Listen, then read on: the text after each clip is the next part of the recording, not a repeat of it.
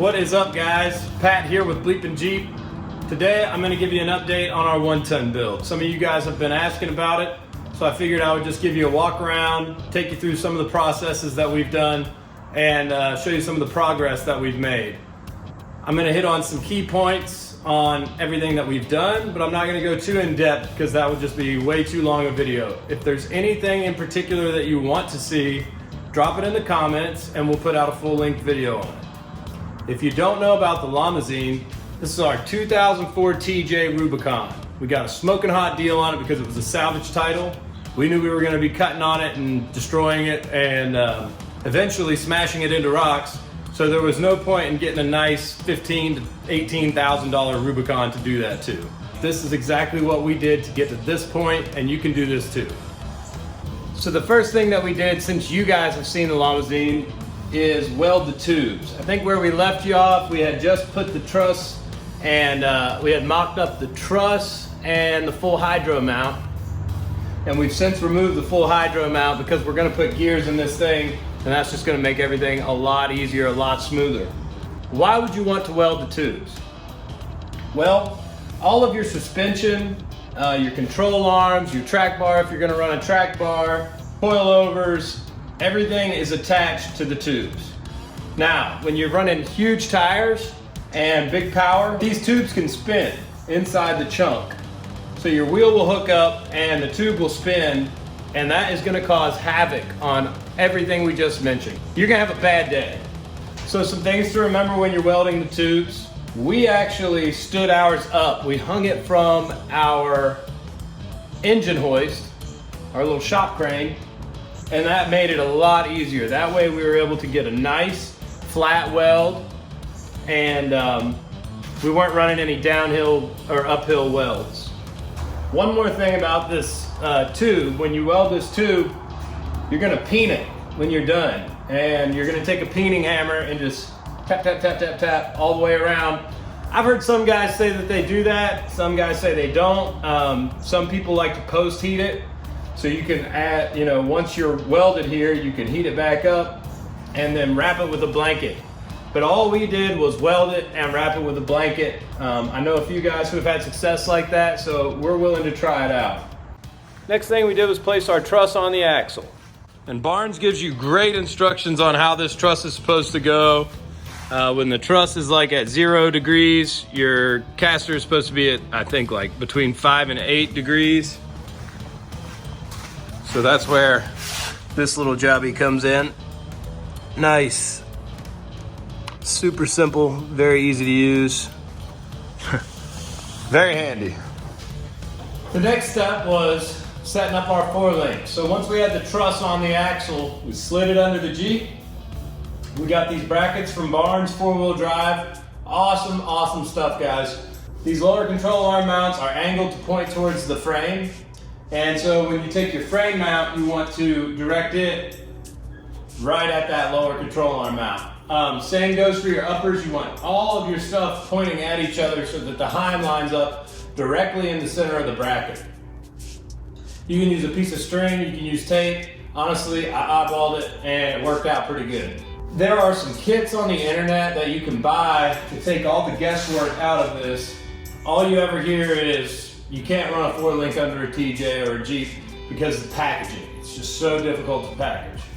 And honestly, guys, this was not very difficult at all to package. If anything, we're gonna have some contact over here on our driver's side with our drive shaft. But a lot of guys, when they do a 3-link, they run that upper link on the driver's side.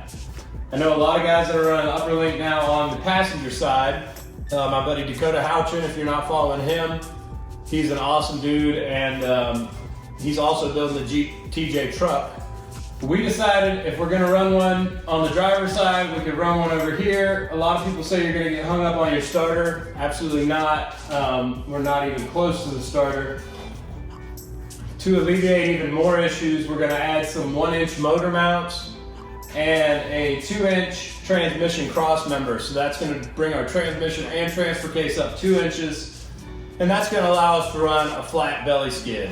Not completely flat, but a lot flatter. Now, obviously this bracket hanging off the frame is not optimal. we're probably gonna get hung up on that, but I'm sure there's a way to do it to where it would work better, but this is what's gonna work for us. And if it doesn't work, if it works like crap, we'll cut it off and we'll start over. But this is where we're at right now. Like I said, all this stuff is Barnes 4-wheel drive. You can order an entire kit, 3-link, 4-link, all the brackets you need, all the Hinds, everything. You can even get the hardware. But what we did was tacked all of our brackets, kind of eyeballed them, made sure they were lined up and in line. Once we had everything lined up, we took some real simple measurements. We measured from this body mount a lot. This is a common point. Grab the measuring tape, measure back, that's where it is. And then you just repeat that process on both sides. And then we put our Hind joints in with the hardware and measured from bung to bung where the tube was gonna sit.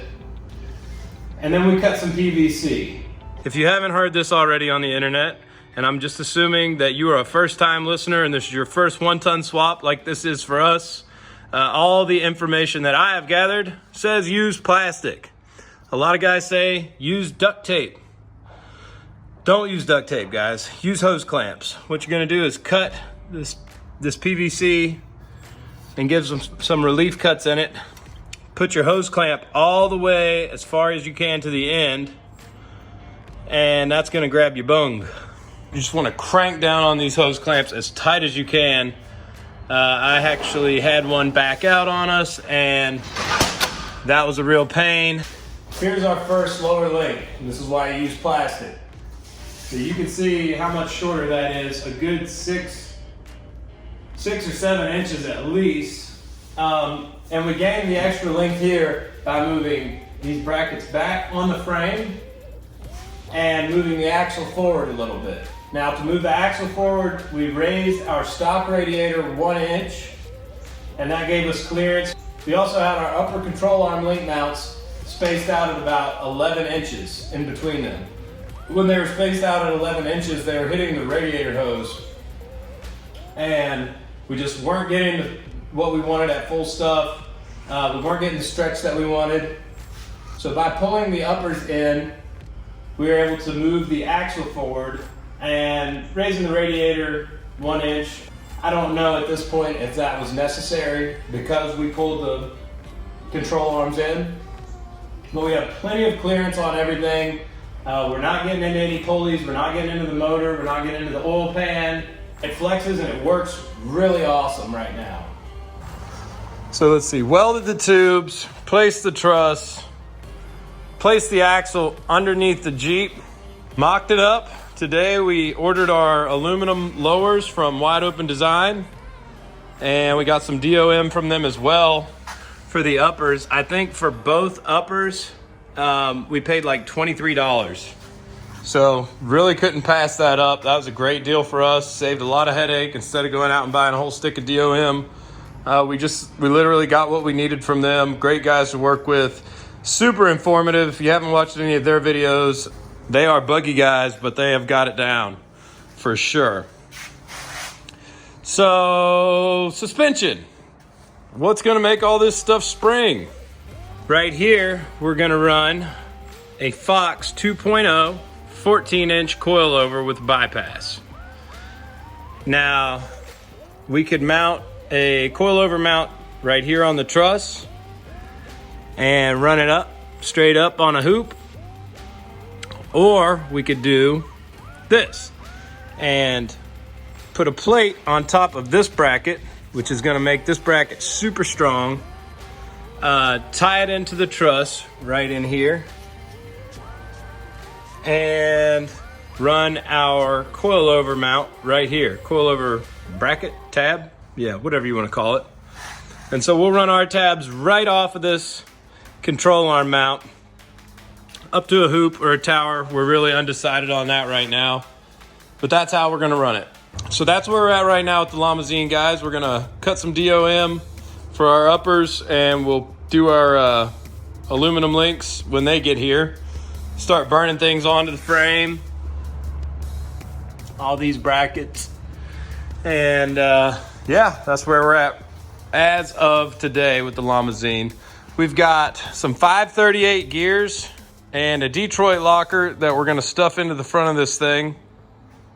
Gonna just be running stock shafts because, like we said, 35 spline, inners and outers, super strong, super beefy. If we ever do upgrade, we'll probably go to an RCV or something like that.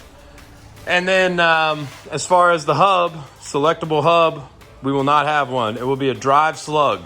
Why would you want a drive slug? Less moving parts. So, you know, if we want to drive this thing to the gas station, probably throw these old crappy Ford hubs in. As you see, 1, 2, 3, and we showed you how to take these apart on the last video. Super simple, guys. We'll just throw those on if we want to drive it down to the tire shop or drive it down to the gas station. Like I said, 2, 3, 4, 5 miles. Not too far, but this Jeep will be street legal, tagged, and insured. Yes.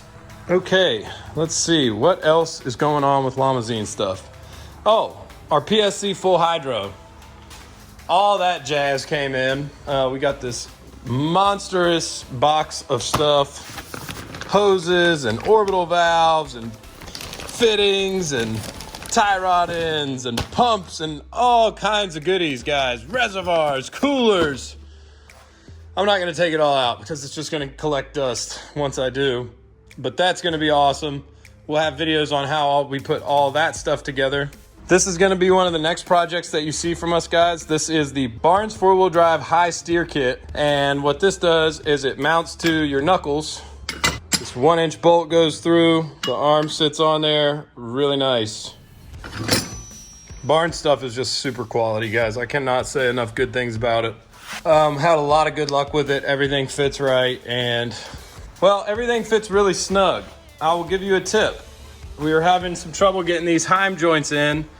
Some of these brackets were a little bit tight. So what we do is just grind on the edge, just enough of this bracket. Take your flap disc, grind on the edge a little bit, start one side of the Hind joint, and then that's just enough to kind of tap it with a rubber mallet and get these Hinds in.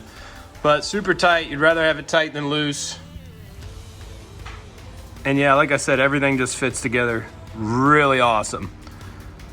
So that's where we're at on the Llamazeen. Sticky Bandit, however, has received some much needed upgrades. Once again, thanks to our friends at Barnes. Pritchett Canyon bumper. Man, and just overstock, it's not even a comparison. Like, this is all really good 3/16 and 1/4 inch, and then 120 wall DOM. Quality welds. I mean, this one's all scratched up and dirty. This is where our dogs jump in. If you've ever seen a video of our dogs jumping in, it's just Claw City. So I sprayed these with some Krylon enamel. That way they're going to be easy to touch up. But just beautiful bumpers, man. We installed our worn winch. We installed our Rough Country Pro Series winch. It's a 9500S Pro Series. Yeah, very cool. We'll see how that works. We haven't used it. But synthetic line. We got this from Prater Automotive and Repair. Oh, here we go. Mama just got home. And the only thing that this bumper was missing for us, for our needs, was a place to mount this fair lead. So what we did was cut this little plate out of some 1/4 inch steel, probably overkill.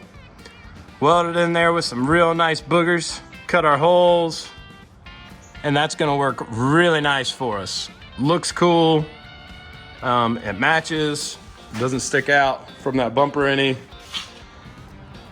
That would be the only upgrade I would add to the Pritchett Canyon bumpers, is a place to mount your fair lead. There's probably another way to do it. You know, we probably could have mounted a plate inside of here and not box this whole thing in, but that's just gonna add strength, support. So bumpers and belly pan was the other big one from Barnes, man. This is stock replacement. So I guess it's probably a 3-inch drop. We were gonna use this on the Llamazeen. Man, awesome, awesome, awesome stuff. Super simple to install, guys. I mean, just even we can do it. We were gonna install this on the Llamazeen, but in order to get a few more inches of ground clearance on the Llamazeen, we are running a transmission cross member, which is gonna raise our transmission and transfer case 2 inches. We have some motor mounts coming that are gonna raise our motor 1 inch, just to kind of match that driveline angle. But that's where we're at with this, guys. I just wanted to show you all this. What do you have to say about it? Let me get a good smile for our, what you call it? Our OnlyFans? Our OnlyFans. Yeah, we're on OnlyFans. Nothing but foot stuff, baby. Okay, I'm gonna get a thumbnail. Oh, where are you going? Beast. Cool. Thanks for hanging out, guys. BleepinJeep. Make sure you check out BleepinJeep.com. Subscribe, like, ring the bell. Check out the merch. Bam. What side is it on? Sweat rings not included. Yeah. Gotta work hard for those. Gotta work hard for the sweat rings. Yeah, check out BleepinJeep.com for all your merch. Join the Patreon. We appreciate you guys supporting us and supporting this channel. BleepinJeep has been around for 10 years. Bam. So awesome. Such an honor to be a part of this, guys. Thank you for following along. Get